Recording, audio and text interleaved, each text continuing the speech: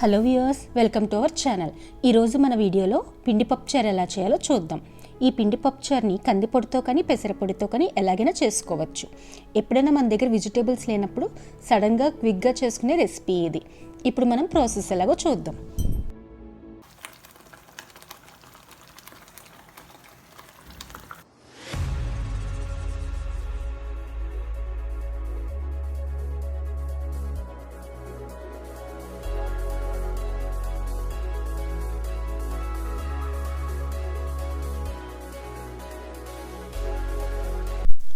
మనం ఇప్పుడు కందిపొడితో పిండి పప్పుచారు ఎలా చేయాలో చూద్దాం.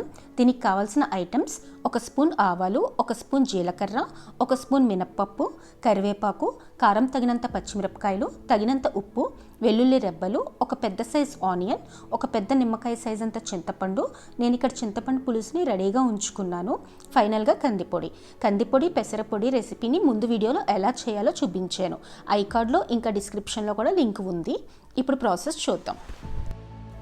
ముందుగా ఆయిల్ వేడయ్యాక ఆవాలు, జీలకర్ర, మినపప్పు వేసుకుని ఒకసారి ఫ్రై చేసుకోండి.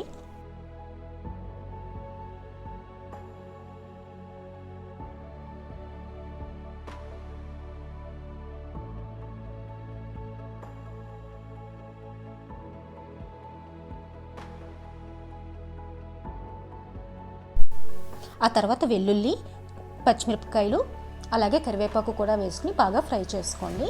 ఎండుమిరపకాయ అనేది కందిపొడి ప్రిపేర్ చేసుకునేటప్పుడు వేసుకున్నాను, అందుకని వేసుకోలేదు. మీకు కావాలి అంటే ఒక ఎండుమిరపకాయ కూడా యాడ్ చేసుకోవచ్చు. కందిపౌడర్ చేసుకునేటప్పుడు వెల్లుల్లి వేసుకున్నాను, రెసిపీలో చూపించాను. ఇక్కడ మనం వెల్లుల్లి వేసుకుంటున్నాము కాబట్టి అందులో వేసుకోకపోయినా పర్వాలేదు.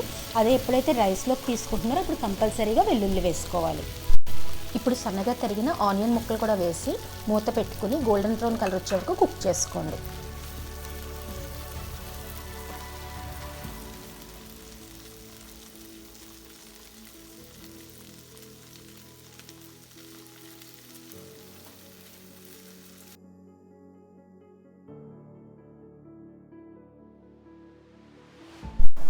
ఆనియన్స్ కుక్ అయ్యే లోపల కొంచెం వాటర్లో కందిపొడి మిక్స్ చేసుకుని పక్కన పెట్టుకోవాలి.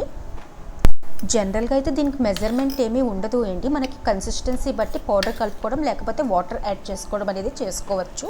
కానీ ఒక పెద్ద గ్లాస్ ఆఫ్ వాటర్కి 1/4 గ్లాస్ ఆఫ్ వాటర్కి 4 స్పూన్స్ కందిపొడి పడుతుంది. ఆనియన్స్ బాగా ఫ్రై అయ్యాయి. ఇప్పుడు మనం రెడీగా ఉంచుకున్న చింతపండు పులుసుని ఇందులో యాడ్ చేసుకోవాలి.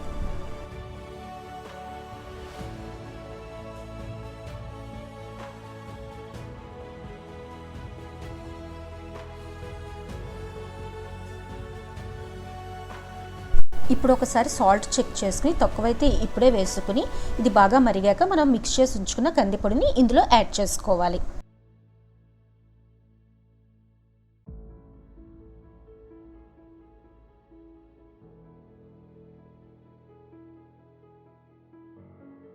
ఆ కందిపొడి మిక్స్ వేయగానే చాలా గట్టిగా ఉంది కాబట్టి నేను కొంచెం వాటర్ యాడ్ చేసుకున్నాను. అలా మనకు కావాల్సిన కన్సిస్టెన్సీలో దీన్ని మనం ప్రిపేర్ చేసుకోవచ్చు.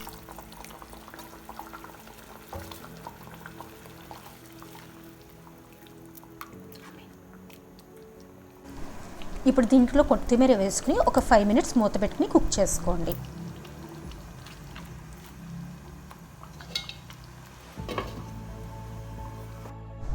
అంతేనండి, మన పిండి పప్పుచారు రెడీ అయింది. ఇదే స్టైల్లో కందిపొడి బదులు పెసరపొడి వేసుకుంటే మనకి పెసరపొడి పిండి పప్పుచారు అవుతుంది. సో ఎలా ఉందో ప్లీజ్ కామెంట్లో చెప్పండి.